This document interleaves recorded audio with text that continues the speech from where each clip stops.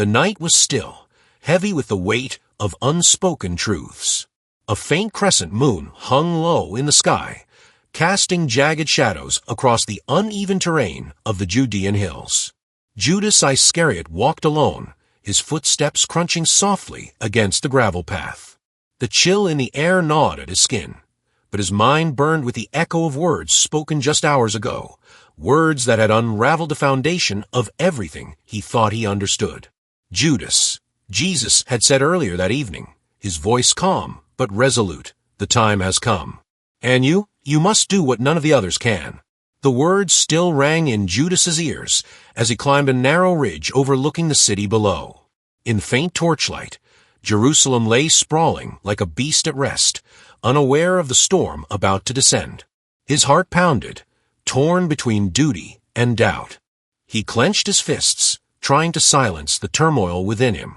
Could this truly be the will of the Master? Jesus had called him aside before the others arrived at the upper room. Away from the laughter and camaraderie of the other disciples, there was a solemnity in their exchange that Judas could not ignore.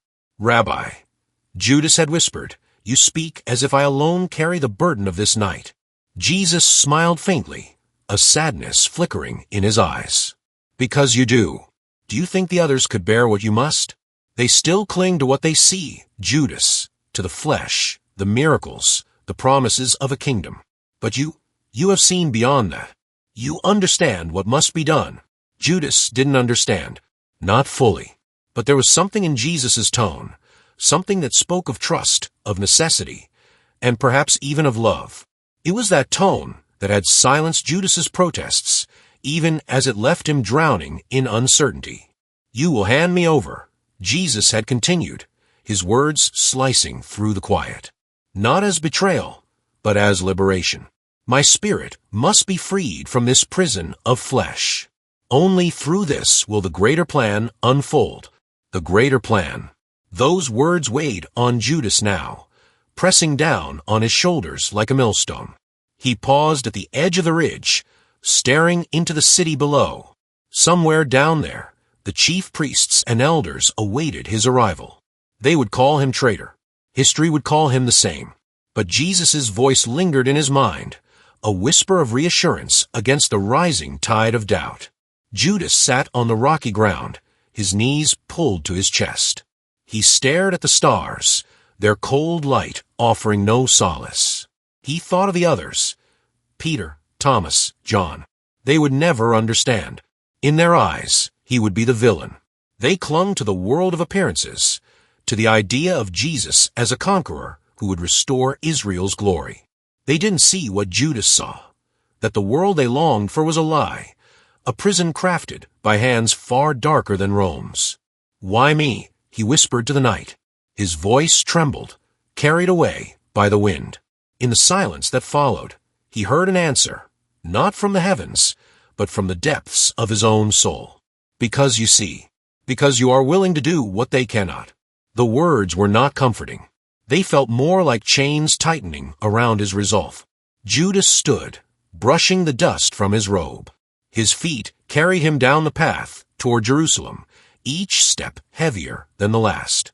As he descended into the city, he could feel the weight of the night pressing in, as if the air itself mourned what was to come. Somewhere, in a darkened corner of the city, the torches of the chief priests flickered. Somewhere, the silver coins waited, glinting like stars fallen from the heavens. And somewhere, in a place deeper than time, the spirit of Judas Iscariot trembled, caught between destiny and damnation. The torches burned low in the courtyard of the high priest's house, their flickering light casting grotesque shadows on the stone walls. Judas approached with hesitant steps, the hem of his robe brushing against the uneven ground. The air was heavy with the scent of burning pitch and damp earth. He paused just short of the gate, his breath shallow, as doubt gnawed at him once more. Was this truly the will of the Master? A voice called out, snapping him from his thoughts. "Who goes there?" Judas straightened his posture, his resolve hardening as he stepped into the light. "It is I," he replied, his voice steady despite the turmoil within. "I have business with the priests." The guards exchanged wary glances before one of them opened the gate. Judas entered, his eyes adjusting to the dim glow of the courtyard. Inside, the high priests and elders were gathered, their faces etched with a mix of anticipation and disdain. "Judas Iscariot," one of them said, his voice dripping with mockery. "The disciple of the Nazarene, what brings you here on this solemn night?" Judas ignored the tone, his gaze fixed on the man who had spoken. Caiaphas, the high priest, stood at the center of the group, his ornate robes a stark contrast to the rough garments of the guards. "I come with information," Judas said, his words deliberate. "You seek Jesus of Nazareth. I can deliver him to you." A murmur rippled through the group, some leaning forward with intrigue, while others eyed Judas with suspicion. Caiaphas raised a hand, silencing them. "And why?" he asked, stepping closer. "Would a disciple of this so-called Messiah betray him?" Judas hesitated, searching for an answer that would satisfy them.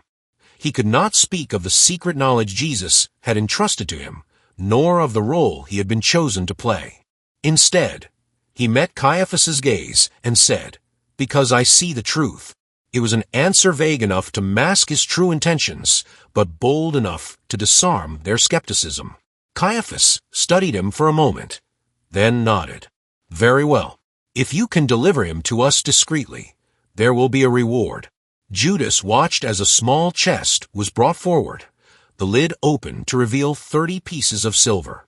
The coins gleamed in the torchlight, their luster a cruel reminder of the material world Jesus had taught him to transcend. He felt a pang of revulsion, but suppressed it, reminding himself of the greater purpose. "The price is agreed," Judas said, his voice cold. "But understand this.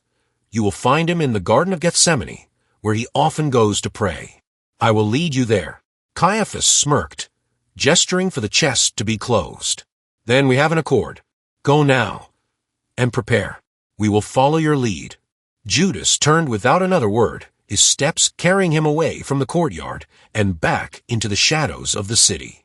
The weight of the silver seemed to press against his soul, though he had not yet touched the coins. As he walked, his mind wandered to the teachings Jesus had shared with him in secret, teachings that spoke of a world beyond this one, of realms where the spirit was free from the chains of the flesh. Judas had always felt an unspoken connection with Jesus, a bond deeper than that of master and disciple. While the others clamored for miracles and parables, Judas sought understanding. He wanted to know why the world was as it was, and Jesus had answered him with truths that both illuminated and terrified him. "The kingdom is not of this world," Jesus had said one evening as they sat by the fire, the other disciples asleep nearby. "This world is a shadow, Judas, a poor imitation of the true reality. The rulers of this world, the so-called gods, are but tyrants, jealous of the light within you. They seek to keep you bound, blind to the truth." Judas had listened intently, his heart racing with the weight of the revelation. "And what is my role in this, Rabbi?" he had asked. Jesus had smiled, the flickering firelight dancing in his eyes. "You will help me set them free." Now, as Judas made his way toward the garden, he clung to those words like a lifeline.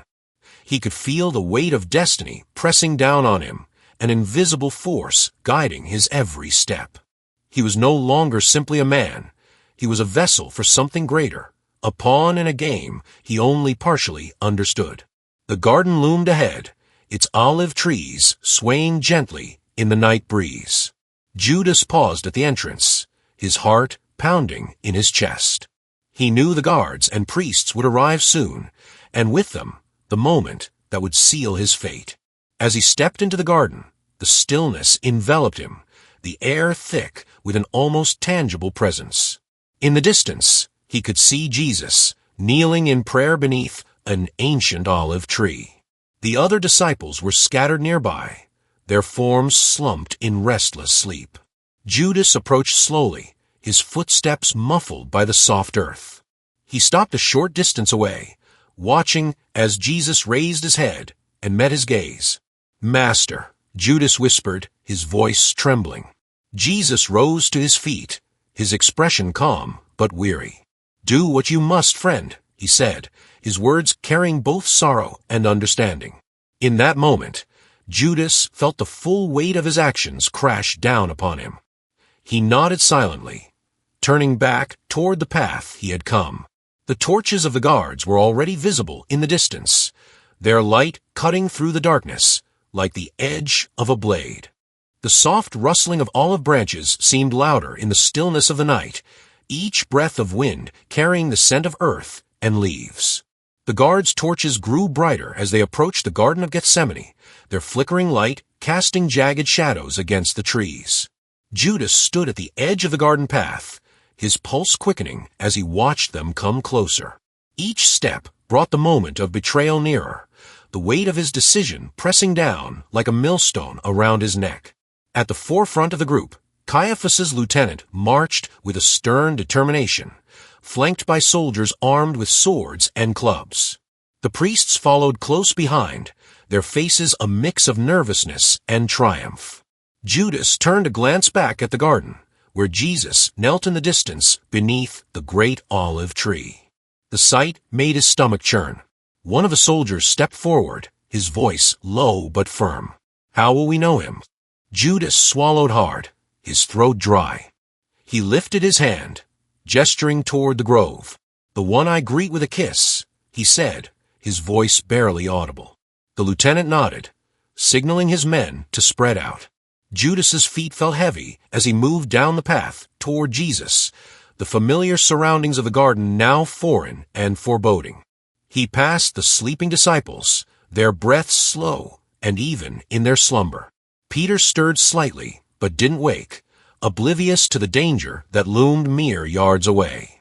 When Judas reached the base of the olive tree, he hesitated, his heart pounding in his chest. Jesus stood before him, his face calm but etched with sorrow. His eyes, deep and knowing, seemed to pierce through Judas, laying bare every secret, every doubt, every unspoken fear. "Rabbi," Judas said, his voice trembling. Jesus took a step closer, his expression unwavering. "You have come to betray me with a kiss," he said softly, his words carrying both a gentle rebuke and a profound sadness. Judas's hands trembled as he reached out, placing them on Jesus' shoulders. For a fleeting moment, he considered stopping, turning back, and undoing everything. But the weight of destiny held him firm. He leaned forward, his lips brushing Jesus' cheek in a gesture that felt both intimate and devastating.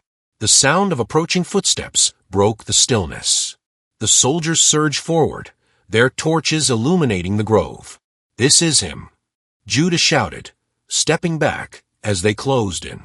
The disciples, startled awake, scrambled to their feet in confusion. Peter, always impulsive, drew a sword from his cloak and lunged at one of the soldiers, severing the man's ear in a clumsy strike. "Enough!" Jesus' voice rang out, clear and commanding. The chaos froze as all eyes turned to him. He knelt beside the injured soldier, placing his hand gently on the man's head. A soft glow emanated from his touch, and when he withdrew his hand, the ear was whole again. "Put your sword away, Peter," Jesus said, his tone firm but patient.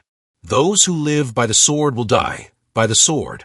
The soldiers hesitated, stunned by the act of healing, but the lieutenant barked an order, and they surged forward, binding Jesus' hands with coarse ropes.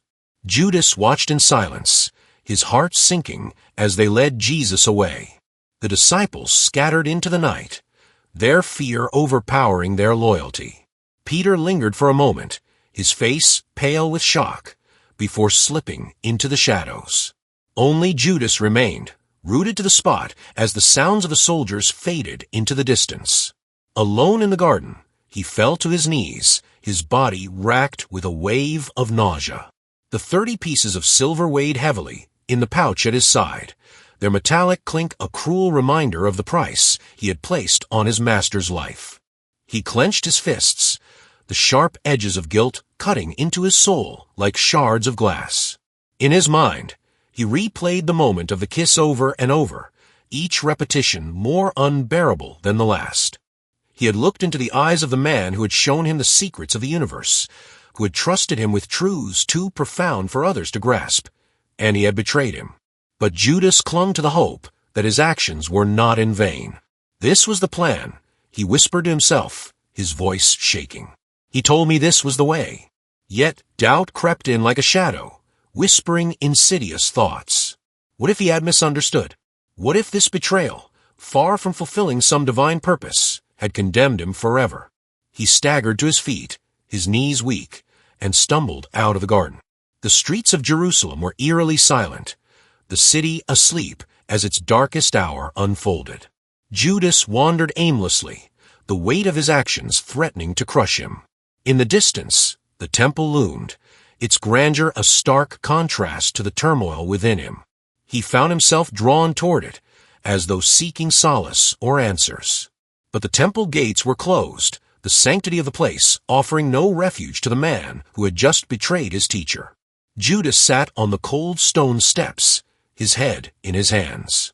The silver coins in his pouch seemed to grow heavier with each passing moment, their presence a silent accusation. The city began to stir as dawn approached, the faint glow of morning light creeping over the horizon. Judas lifted his head, his eyes bloodshot and hollow. He knew he could not undo what he had done, but the question burned within him. Was there any redemption left for the betrayer of the Messiah?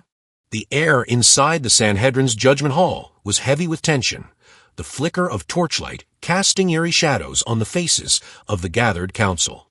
Jesus stood bound in the center of the room, his expression calm yet resolute, as accusations flew like arrows from the mouths of the high priests and elders. False witnesses came forward, their stories contradictory and fragmented, yet the fervor of the council only intensified. Caiaphas, the high priest, rose from his seat, his voice thundering above the chaotic din. "You claim to be the Son of God. Speak now, or is your silence an admission of guilt?" Jesus lifted his gaze, meeting Caiaphas's eyes with a quiet authority. "You have said it," he replied, his voice steady. "But I tell you this. From now on, you will see the Son of Man seated at the right hand of power and coming on the clouds of heaven." A collective gasp rippled through the council. Caiaphas tore his robes in a theatrical display of outrage. "Blasphemy," he shouted. "What further need have we of witnesses? You have all heard his claim. What is your verdict?" The room erupted in a chorus of condemnation. "He deserves death," they cried.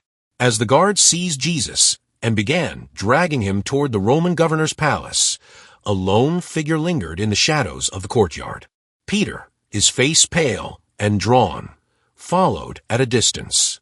His mind raced with conflicting emotions, fear, shame, and a desperate need to understand what was happening.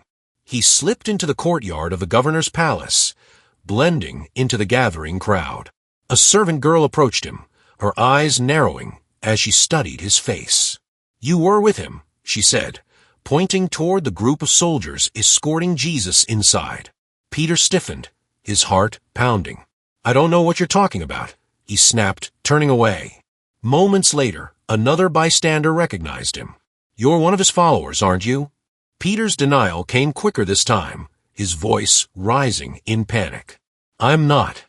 A third accusation came as the night wore on, the voice cutting through the murmurs of the crowd like a blade. "Surely you're one of them. Your accent gives you away." Peter's fear boiled over into anger. He cursed and swore, shouting, "I don't know the man." As the words left his mouth, a rooster crowed in the distance. The sound pierced Peter's heart like an arrow, and he turned toward the governor's palace. Through the open doorway, he saw Jesus being led away, his face bruised, but his eyes filled with an infinite sadness. Their gazes met, and in that moment, Peter felt as though the earth had shifted beneath him. The memory of Jesus' prophecy flooded back. "Before the rooster crows, you will deny me 3 times. Peter stumbled out of the courtyard, tears streaming down his face. He wandered into the darkness, his sobs echoing in the empty streets. Unlike Judas, who had acted out of misguided conviction, Peter's betrayal stemmed from fear, a stark contrast that would weigh heavily on him in the days to come. Inside the governor's palace, Pontius Pilate sat upon his judgment seat, his brow furrowed in frustration. The Roman prefect was no stranger to the political machinations of the Jewish leaders, and he recognized their motives for what they were, a desperate attempt to eliminate a man who threatened their authority. Pilate turned to Jesus, studying him intently. This was no ordinary criminal. There was a composure, a dignity about him that unsettled the governor. "Are you the king of the Jews?" Pilate asked, his tone curious rather than accusatory. Jesus' reply was measured. "You say so." Pilate leaned back, his mind racing. He found no guilt in this man, no reason to sentence him to death. Yet the crowd outside the palace gates grew louder, their cries for crucifixion echoing through the marble halls. Seeking a way out, Pilate remembered the custom of releasing a prisoner during the Passover feast. He presented the crowd with a choice: Jesus, the so-called King of the Jews, or Barabbas, a notorious criminal and insurrectionist. The decision should have been obvious. Yet the priests, seating the crowd with their supporters, swayed the people with whispered lies and pointed fingers. "Release Barabbas," they shouted, their voices drowning out any dissent. Pilate's frustration deepened. "What shall I do, then, with Jesus, who is called the Christ?" "Crucify him," the crowd roared, their voices united in a chilling crescendo. Pilate hesitated, his wife's warning from the night, before ringing in his ears. "Have nothing to do with this righteous man, for I have suffered greatly in a dream because of him." But the pressure of the crowd and the threat of unrest left him little choice. He called for a basin of water, washing his hands in a symbolic act of absolution. "I am innocent of this man's blood," he declared. "See to it yourselves." The crowd's response was haunting. "His blood be on us and on our children." As Jesus was led away to be scourged, Pilate's mind lingered on the man he had condemned. There was something about Jesus that defied explanation, something that transcended the politics of the moment. Meanwhile, Judas wandered the outskirts of Jerusalem, the 30 pieces of silver burning a hole in his pouch. He had heard whispers of the trial and the sentence, and the realization of what he had done struck him with brutal force. "This wasn't supposed to happen," he muttered, his voice shaking. He was supposed to reveal his power, to prove himself. Desperation drove him to the temple, where he hurled the coins at the feet of the chief priests. "I have sinned," he cried, his voice raw with anguish. "I have betrayed innocent blood." The priests recoiled, their faces impassive. "What is that to us? See to it yourself." Judas fled the temple, his cries of despair echoing in the empty corridors. The weight of his guilt was unbearable, and as he stumbled into the wilderness, a single thought consumed him: "There is no redemption for me." The streets of Jerusalem buzzed with the chaotic energy of preparation for the Passover. Yet, amid the festival's bustle, a somber procession wound its way toward Golgotha, the place of the skull. Soldiers flanked the condemned, and at the center of this sorrowful parade walked Jesus, carrying the weight of his cross. His body bore the marks of Roman scourges, his face streaked with blood and sweat.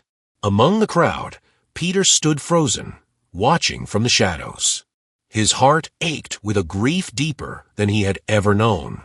Guilt gnawed at him relentlessly, the memory of his denial replaying in his mind with every step Jesus took. He clung to the edges of the crowd, unable to leave yet too ashamed to approach. Far from the city gates, Judas Iscariot wandered through the wilderness, his face a mask of torment. The 30 pieces of silver, now discarded, felt like phantom weights in his hands, a constant reminder of the betrayal he could not undo.